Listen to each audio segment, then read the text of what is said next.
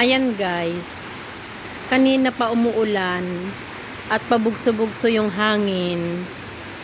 Nakakatakot dahil nga yung hangin ay bigla na lang sumusulpot tapos mamaya hihinto. Ganon ang bagyong Owan. Sana Lord, matapos na ito at tumigil na tumila na ang ulan. Lalo na yung hangin, sana wala ng hangin. Ayan guys, nag-uulan talaga. Lagyan natin ng ano, kay sayang yung tubig. Hindi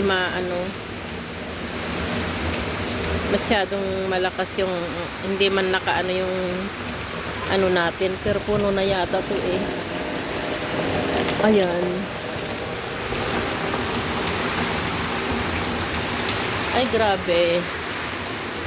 Ayan, lumakas na naman yung Mr. Apple. Oh, sayang yung mga bunga, nagkandalaglag na. Basta wag lang magsobra yung hangin niya. Sana wala nang yung mawala na yung hangin.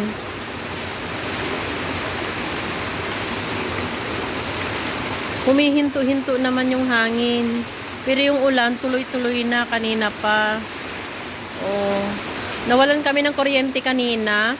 Mga siguro 2.5 hour na wala kaming kuryente. Kulang-kulang siguro 3 oras. At ayan, bumalik na. At ewan lang namin kung baka mamaya-mayang alas 5 siguro. Kasi na dito eh. Alas 12 ng tanghali, Philippine time. Ayan guys.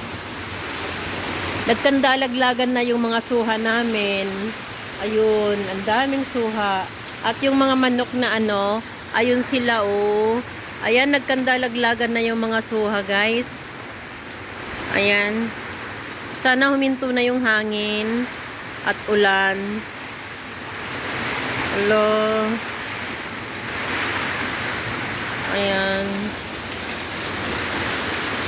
Sayang yung mga prutas natin, nagkandalaglagan na. Pero okay pa naman guys, hindi naman masyado dito sa sa aming lugar.